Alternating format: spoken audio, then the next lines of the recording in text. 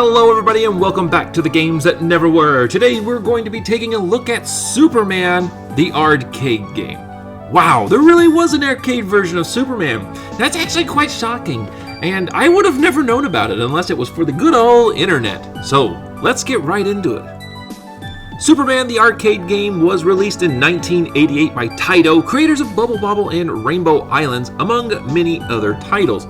Now, the story on this game is as original as it can be, where the Emperor Zaz has come to enslave the world, and it's up to Superman to defeat him and save the world. Even though Emperor Zaz is an original boss created by Taito, he definitely reminds me of Brainiac in a lot of ways. There are a total of 5 rounds to go through. Each round has 3 levels that must be defeated before you can go to the next one. And as you see right here, the first level is a horizontal playthrough, where at the end of the level, there is a boss or a mini-boss waiting for you. Now, these standard levels are easy enough for the first 2 rounds, but they get more challenging when you get to the 3rd, 4th, and the 5th final round.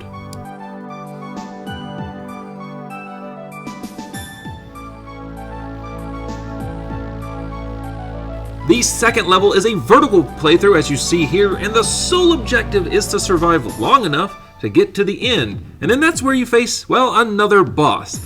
These levels are the same as the horizontal ones, just vertical.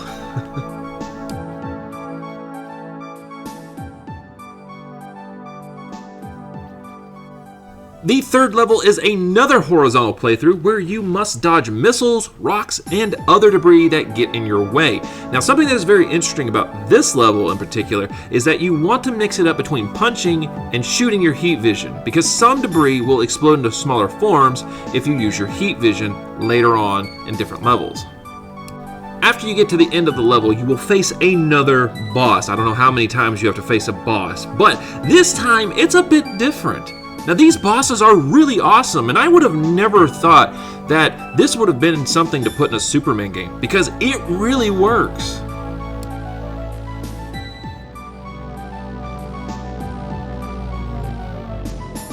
And speaking of mixing it up, we have to talk about the controls. Now, you can punch and kick enemies, and something rather interesting is punching is a bit faster, but isn't as strong as kicking, and the same could be said about kicking. Kicking is a bit slower, but more powerful.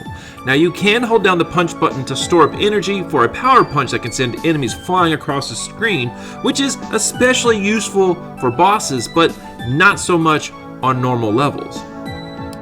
Okay, the graphics are actually quite nice to look at, and the level of detail on some of the enemies are really awesome. But of course, it's the same enemies you have to go through every single level, plus new ones that really switch it up.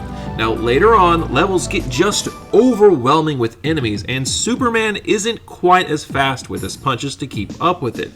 The bosses, though, at the end of the 3rd levels are something else, because, again, I would have never expected these types of bosses to be in this game, but it does add refreshment to the game.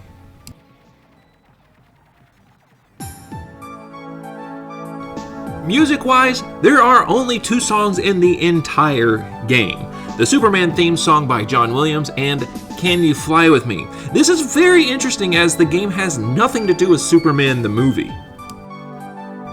And now for my favorite questions that need to be known. How much did the game cost to play? How hard is this game? And will it eat up your quarters in the arcade? Well, this game isn't all that hard to beat, especially when you get 3 lives at the beginning of each playthrough, and the cost of Superman the arcade game back in 1988 was 25 cents.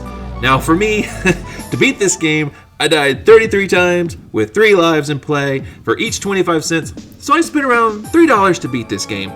Now, in today's time, that isn't much, but that was your allowance back in 1988.